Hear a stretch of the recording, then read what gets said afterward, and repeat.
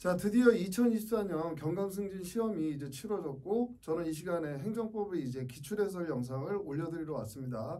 자, 근데 제가 1년 동안 작년 5월부터니까 한 7개월 정도 여러분들한테 55개의 단문과 사례를 가지고 집중적으로 이제 중요하다 전달해 드렸는데 올 시험에 너무 적중을 많이 해서 저도 이제 조금 놀랐고 앞으로도 제 영상 이거 잘 이용하시면 정말로 좋은 성적으로 합격할 수 있겠다. 그렇게 좀 믿음을 가지시면 좋을 것 같아요. 자, 그러면 차분하게 어떤 게 출제됐고 답안은 어떻게 흘러가는지 그것들을 좀 설명해 드리겠습니다. 일단 시험을 보셨으니까 이런 사건은 여러분들이 이제 알고 계실 거고 일단 설문 위주로 보시게 되면 자, 정보 공개를 거부 처분하기 전에 의견 제출의 기회를 부여하지 않았다. 그럼 이게 위법하냐 이렇게 물어봤습니다. 그럼 일단 처분이 위법하려면 거부 처분에 하자가 있어야 되는데 그럼 거부 처분이 사전 통지나 의견 청취, 의견 제출의 기회의 대상이 아니라면 이거 거치지 않아도 이건 하자가 없게 되는 거예요. 요거를 물어보고자 했던 게 바로 1-1문의 논점이라고 생각하시면 됩니다. 자세한 설명은 이제 이어서 해드릴 거고요. 자, 2번, 3번이 실전 모의고사 3회에서 여러분들한테 사건도 똑같은 사건을 기초로 해서 물어봤어요. 그래서 제가 이번에 나온 여러분들 사건 이거를 판례를 검색하고 나서 요 두 개를 좀 물어봐야 되겠다. 그래서 내용을 조금 각색만 했는데 이게 거의 동일하게 거의 99% 동일하게 출제가 됐습니다. 그래서 거부 처분을 소송을 제기함과 동시에 집행정지를 신청하면 이거 과연 집행정지 결정에 이익이 있느냐 요걸 물어보는 게 이제 논점이고요. 세 번째는 이 거부 처분이 취소 판결이 확정됐다. 근데 처음에 사유는 4호를 이유로 거부했던 겁니다. 근데 5호를 이유로 거부를 했던 거예요. 근데 다시 4호를 이유로 거부 처분을 할 수 있겠느냐. 이건 취소 판결의 기속력을 물어봤던 내용이죠. 그래서 이 두 개가 실전 모의고사 3회 당연히 특혜입금 논점에 있었고 실전 모의고사 3회 여기에 이제 등장했던 내용입니다. 자, 그리고 약수는 이제 두 가지가 나왔는데 하나는 강제집행 요걸 이제 물어봤고 또 다른 하나는 심판법상 고지제도. 여러분들도 이제 깜짝 놀라셨을 거예요. 다른 강사님들은 거의 전달도 안 하고 중요하다고 언급을 안 했는데 왜 심판고지가 자꾸 중요하다 이렇게 얘기를 하지? 실제 지금 다른 주관식 시험에서도 실제 공무원을 뽑는 5급 행정이라든지 여러분들은 현직 경찰 공무원이잖아요. 그럼 처분에 대해서 이거에 대해서 다툴 수 있는지 이걸 처분 문서에 알려줘야 되기 때문에 공무원으로서 실무자한테는 굉장히 중요한 거예요. 그런 것들을 전부 종합해서 이거 분명히 나올 수 있습니다. 이렇게 강조를 했던 거고 아니나 다를까 이게 나왔죠. 근데 저를 몰랐던 분, 제 영상을 이용하지 않으셨던 분들은 요 고지제도가 불이타다. 근데 그건 여러분들 정말로 중요한 논점인데 본인이 안 배웠다고 불이타라고 생각하는 거지 여러분들만 해도 심판고지 중요하다는 거 귀가 아플 정도로 많이 들으셨잖아요. 그래서 준비 잘 하셨기 때문에 좋은 점수 받으셨을 수 있을 겁니다. 그럼 강제집행에 대해서는 예측하기가 어렵죠. 너무 크게 물어봤기 때문에. 그럼 이 강제집행에 대해서는 어느 정도 답안 구성을 하시면 좋은 점수를 받을 수 있는지 그거를 이제 언급해 드리겠습니다. 자, 그럼 제일 먼저 1-1문 요거에 대해서는 일단 저도 전달을 안 해드렸었는데 저는 학원이 아니기 때문에 정말로 출제 가능성이 있는 논점 55개 해드렸어요. 그리고 실전 모의고사 5회를 진행했는데 100점 만점 중에 지금 이 시험에서 제가 이제 적중한 게 70점이에요. 실전 모의고사만으로도 70점이 이제 적중됐다고 보시면 됩니다. 자, 그러면 1-1문부터 보시게 되면 자, 거부 처분이 사전 통지의 대상이냐 의견 제출의 대상이냐 의견 제출을 물어봤는데 왜 사전 통지가 같이 튀어나오느냐 사전 통지를 해야 의견을 듣는 겁니다. 그럼 사전 통지를 안 하면 의견을 들을 일이 없어요. 그럼 사전 통지와 의견 제출은 세트라고 보시면 되는 겁니다. 그럼 결국 거부 처분이 사전 통지나 의견 제출의 대상이 되느냐 요게 메인 논점이에요. 그럼 요거 쓰시기 전에 사전 통지나 의견 제출의 의의 간단하게 권익을 제한하는 처분을 하기 전에 상대방에게 미리 알려주는 제도다. 의견을 들어보는 제도다. 요 정도 그냥 간단히 쓰시면 됩니다. 그럼 여기서 문제가 됐던 게 뭐냐. 권익을 제한하거나 의무를 발생시키는 처분의 경우에는 사전 통지 의견 청취를 해야 되는데 권익을 제한하는 처분 근데 지금 갑이라는 애가 허가를 받고 싶어서 신청했어요. 아직 허가를 누리고 있는 애가 아닙니다. 허가를 누리고 싶어서 신청했어요. 근데 행정청이 거부하겠대요. 자, 거부하겠대요. 얘가 기존에 누리던 권리나 이익이 있었어요. 이제 누리고 싶어 하는 애예요. 이제 누리고 싶어서 신청을 한 겁니다.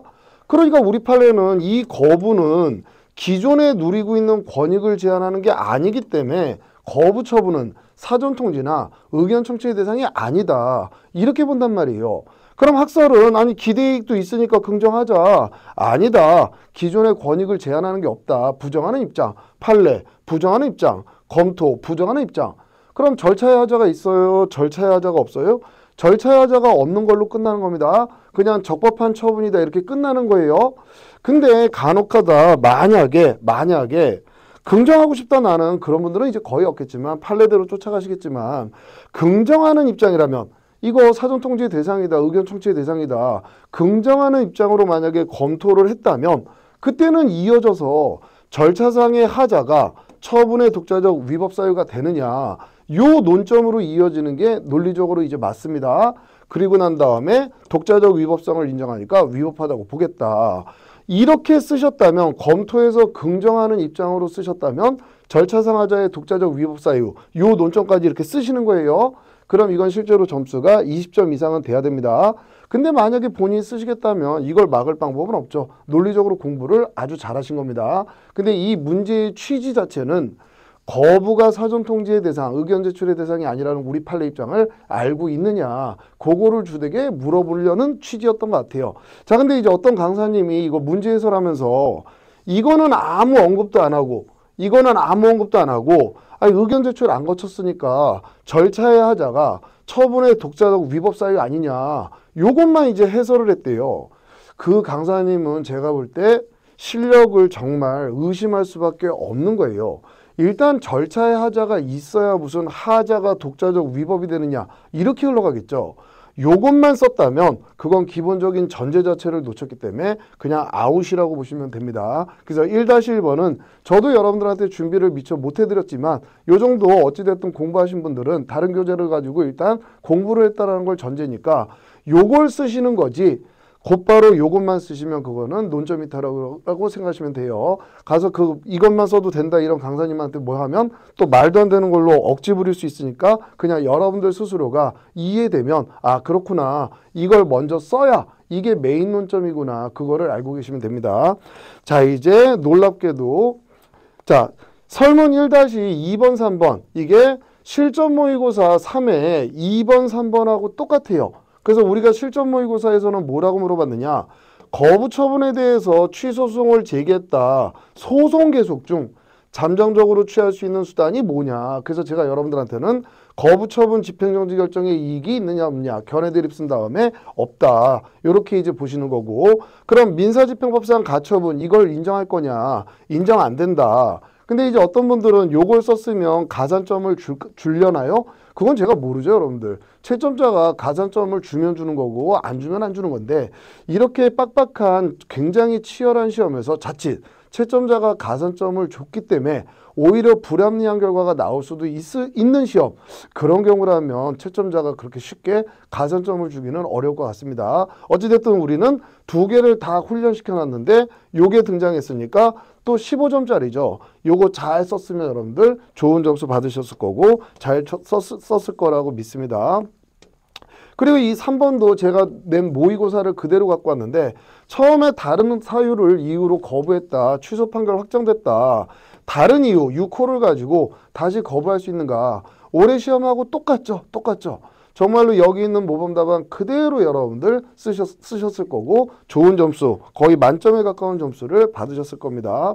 자 그리고 이제 좀 당혹스럽게 출제된 게 행정상 이제 강제 집행을 물어봤는데 대부분 이행강제금, 직접강제, 대집행, 강제징수는 이걸 뽑거나 단문으로 막 준비하고 그런 학원이나 강사는 없는 모습으로 제가 지금 파악이 되기 때문에 이걸 잘 쓰신 분은 없을 거예요. 그럼 결국 여러분들이 쓰시는 게 요 세 개라고 생각하시는데 강제집행에는 일단 대집행, 강제징수, 이행강제금, 직접강제 이 4개가 일단 있다라는 건 아셔야 돼요. 즉시강제 같은 거 쓰시면 무슨 가산점이고 무슨 불쌍해서 주는 점수 이런 거 없습니다. 그냥 아웃이에요, 여러분들. 즉시강제는 강제집행에 들어가지 않습니다. 그럼 여러분들은 어떻게 썼으면 되느냐? 제가 특 A급 논점으로 이행강제금, 특 A급 논점 1순환에 17번, 직접강제 특 A급 논점 1순환에 16번. 이건 실전 모의고사 4회에서도 또 다뤘고요. 그럼 여러분들은 준비된 게 있으니까 이 2개 왕창 그대로 열심히 쓰시면 되죠. 그리고 난 다음에 대집행도 공부하셨을 거 아니에요. 그럼 대집행 자체가 보통 한 2, 30점짜리예요. 근데 이렇게 크게 물어보다 보니까 일단 준비된 거 먼저 쓰시고 대집행의 의, 요건 정도 쓰시고 개통실비 쓰시고 하자의 승계 인정해준다. 강제징수는 금전납부 불이행에 대해서 강제로 징수하는 것을 말한다. 독촉압류 매각 청산의 절차가 있고 하자 승계가 인정된다고 했다. 요 정도 그냥 끝에다가 바르셨으면 실제로 제가 출제자의 입장에서 왜 이렇게 크게 물어봤을까? 요거를 물어보고 싶은데 어느 하나를 물어보면 20점밖에 안 되고 15점이나 이걸 30점이 비는데 어떻게 물어봐야 되나? 에이, 에라 모르겠다. 그냥 강제집행. 이런 식으로 출제를 했을 것 같아요. 이걸 정말 여러분들이 준비된 걸로 대집행까지 다 쓰시게 되면 이것만 해도 한 7페이지가 넘어갑니다. 그러니까 여러분들이 저랑 같이 공부하신 분들은 요거 제대로 잘 쓰셨고 대집행 그래도 기억나는 거 갖다 바르고 강제징수 기억나는 거 대충 얼버무리고 그래도 여기에서 실제로 출제자가 정말 물어보고 싶었던 건 이행강제금하고 직접강제였을 거예요. 여기에서 이제 잘 쓰신 분들은 전혀 불이익 없이 다른 분들보다는 훨씬 좋은 점수를 받으시게 될 겁니다. 자, 그리고 마지막에 자, 문제의 심판고지. 제가 누누이 이거 분명히 나올 수 있다 중요하다 그래서 A급 논점으로 55번 논점으로 해드렸고 요걸 실전 모의고사 4회에서 이제 심판고지를 정면으로 모의고사에서도 다뤘죠. 준비해드린 거 58고지 해가지고 정말 잘 쓰셨을 겁니다. 벌써 카페에 감사하다 이런 얘기들이 많이 올라오고 있고요. 자, 그래서 올해 시험은 뭐 운이 좋은 건지 제가 열심히 노력한 결과물인지 어찌됐든 너무 적중률이 높아서 저도 이제 너무 감사하게 생각하고 이제 내년 시험을 대비해서 또 커리 같은 거를 이제 다시 짜야 되는데 일단은 합격자 발표가 여러분들은 빨리 나기 때문에 합격 소식 합격하시게 되면 그 즐거운 소식 꼭 합격 게시판에 이제 남겨주시는데 개인정보가 유출될 수 있으니까 비밀글로 실명하고 폰번호 남겨주시면 제가 개별적으로 좀 축하 인사도 드리고 우리 한번 모여서 소맥 한잔 하기로 했으니까 그 일정을 한번 이제 잡아보도록 할게요. 근데 이제 제가 이제 요거를 이제 말씀드리면서 분명히 제 모범 답안 받아가시고 열심히 써보겠다 스스로 약속했는데 아유 이거 언제 쓰냐 그냥 나는 내년에 준비해야 되지 또는 열심히 안 따라오신 분들은 지금 아마 땅을 치고 후회하실 거예요. 제 수업 이 영상을 듣고 모범 답안을 구매했다고 해서 전부 다 열심히 써보진 않았을 거란 말이에요. 그럼 열심히 써보신 분들은 와 홈런 쳤다 그리고 막 박수치고 샴페인을 터뜨리셔도 되는데 분명히 똑같이 구매해놓고 쌓아놓고 열심히 안 써보신들은 야 문 변호사님 거기서 다 나왔어. 그 얘기 듣는 순간 아씨 미친놈 내가 이걸 쓸걸 써볼걸 이런 기회가 다시 없을 텐데 이런 식으로 굉장히 스스로를 자책하고 있는 분들 분명히 있을 겁니다. 올해 시험이 검증해 줬듯이 이제 내년 시험 당연히 보셔야 될 거 아니에요. 혹시라도 좋지 않은 불합격 결과를 받으신 분들은 아 정말 믿고 따라가면 내년에도 이만큼 맞춰줄 거야. 그런 믿음으로 꼭 여러분들 지금부터라도 바로 공부 시작하시길 바랍니다. 자, 그래서 합격 소식 꼭 알려주시고 자, 2025년 대비로 제가 이제 승진 강의 요거를 이제 어떻게 할 거냐. 지금은 구체적으로 정하지는 못했습니다. 그래서 일단 합격자 발표 나고 3월 정도부터 제가 시작을 할까 이렇게 생각하는데 2월 말에 2025년 대비 경감승진 행정법 쓸 수 있는 행정법 컬이라든지 다시 어떻게 이거를 이용할지 그거에 대해서 정리해서 한번 영상으로 올려드릴 거고요. 이제 또 하나는 아예 행정법을 처음 시작하시는 분들 기존에 다른 강사님들 들으셨던 분들은 그래도 기본서 한두 번 읽어보고 강의 들었던 분들은 해당 안 됩니다. 이제 정말로 행정법을 처음 시작하시는 분들 그럼 그분들은 기존의 경감승진 행정법 강의 듣지 마세요. 제가 한림법학원에서 이제 5급 행정, 변호사, 주관식 행정법을 올해 3월부터 이제 다시 시작을 해요. 이게 총 회차가 24회 정도 되는데 하루 기준으로 이제 24회라고 보시면 됩니다. 요 강의를 시작하기 때문에 교재도 당연히 이제 기본서가 나와요. 요 강의를 처음 시작하시는 분들은 이걸 들으세요. 그래야 문 변호사님 기본 강의가 저렇게 매끄럽구나. 저런 게 핵심이구나. 이런 게 중요하구나. 또 출제 가능성이 있겠구나. 이런 것들을 여기에서 다 파악하실 수 있습니다. 강의는 요걸로 여러분들 끝내시면 돼요. 강의는 요걸로 끝내시면 됩니다. 무슨 사례 강의, 단문 강의, 뭔 강의 끌려가시지 마세요. 본인이 혼자 공부하는 시간이 있어야 됩니다. 강의는 요거 하나만 딱 들으시고 난 다음에 그 다음에 제가 해드리는 모범 답안, 유튜브 영상 그렇게 조인해서 이용하시게 되면 올해 처음으로 시작하시는 분들도 내년 행정법 시험에 정말 자신 있게 좋은 점수를 받게 해드릴 테니까 그렇게 이용하시면 됩니다.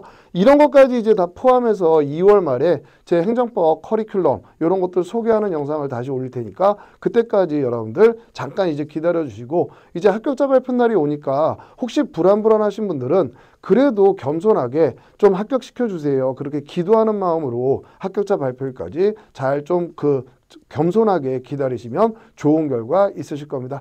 예, 저는 이 영상을 마치고 이제 2월 말쯤에 새로운 2025년 대비 커리큘럼을 가지고 여러분들 뵙도록 하겠습니다. 어찌됐든 시험 보느라 정말 고생 많으셨고 저도 더 이제 보람도 생겼고 내가 정말 이렇게 잘 맞췄구나 기쁜 마음에 더더욱 열심히 준비해서 여러분들도 뵙도록 하겠습니다. 감사합니다.